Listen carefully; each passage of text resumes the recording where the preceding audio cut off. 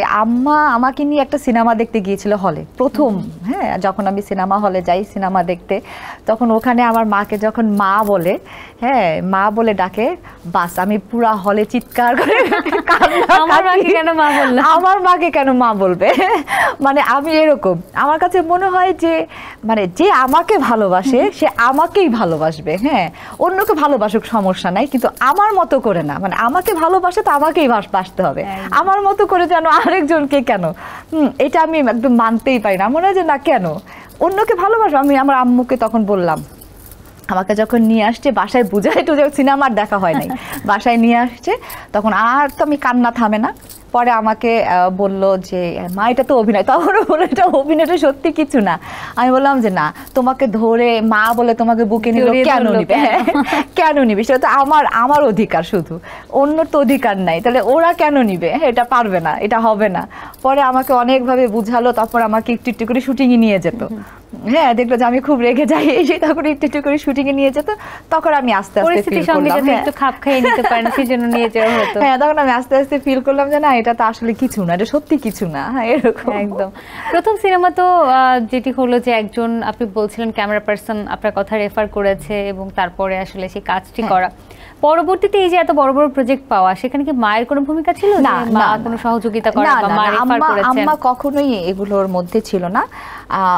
Offer আসতো তখন যদি মনে হতো, সেটাও আমার মা আমাকে বলতো যেটা তোমার ব্যাপার, তোমার ইচ্ছা, তুমি যদি মনে করো যে হ্যাঁ এটা তোমার জন্য ভালো হবে তাহলে করো, মানে এতটুকুই। সেই সময় কি কোনো সিনেমা ফিরিয়ে দেওয়া হয়েছে যে না আমি এটা করবো না, এবং মায়ের পরামর্শে? না, মায়ের পরামর্শ কোনো কিছুই ছিল না। আম্মা খালি আমাকে একটা কথাই বলতো যে তুমি গল্প শুনো, তোমার যদি মনে হয় যে ভালো তুমি করো। হ্যাঁ, মানে এতটুকু, এর বেশি কিন্তু আম্মা আমাকে কিছু বলতো না। সেই সময় তো অনেক জনপ্রিয় সিনেমা করলেন, তো এমন কোন সিনেমা আছে কিনা যেটা আপনি করতে পারেননি, ফিরিয়ে দিয়েছেন, আপনার কাছে প্রস্তাব এসেছিল এবং পরে দেখলেন যে না এই সিনেমাটা বেশ ভালো হয়েছে, এবং তখন একটু দুঃখ হয়েছে যে কেন করলাম না? না, দুঃখ তেমন কিছু হয় নাই, কারণ ওই যে বললাম যে আমার মানে ওরকম অনুভূতিটা ছিল না। কিন্তু হ্যাঁ, এরকম হয়েছে আমার কেয়ামত সে কেয়ামত তাক, কেয়ামত থেকে, মানে হিন্দি ভার্সনটাকে যখন বাংলা করা হয় তখন সোহান মামা আমাদের বাসায় এসেছিলেন, সোহানুর রহমান সোহান জি, উনি এসেছিলেন। উনি এসে আমাকে মানে নেয়ার জন্য উনি বলেছিলেন, আমার মাকেই বলেছিলেন, কিন্তু যে স্কুল থেকে নিষেধ ছিল যে না এখন কোনো সিনেমা করা যাবে না, যে কারণে আমার বাসা থেকেও দেয়নি, আম্মা দেয়নি। তারপরে ওই যে এহতেশাম দাদু যে বলে, উনিও আমাদের বাসায় একদিন আসছিলেন, এসে আমার মাকে বললেন যে 5 বছরের কনটাকে আমি ওকে নিতে চাই, ওর চোখ আমার খুব পছন্দ, হ্যাঁ মুক্তির চোখগুলো আমার খুব ভালো লাগছে, যে একদম 5 বছরের কনটাকে আমি ওকে নিব, শুধু আমার মানে প্রোডাকশনের কাজ ও করবে, অন্য কোনো সিনেমা করবে না।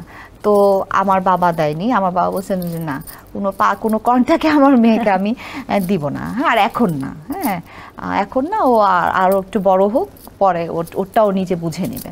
আচ্ছা, তখনও দেয়নি। তো কেয়ামত থেকে কেয়ামত সিনেমাটা তো তুমুল জনপ্রিয় হলো বাংলাদেশে, এখনো এখন তো বুঝি। তো সেই সময়টা তো আসলে ওরকম কোনো অনুভূতি ছিল না যে করতেই হবে বা খুব জনপ্রিয় একটা সিনেমা, না ওরকম কোনো কিছু ছিল না। একদম।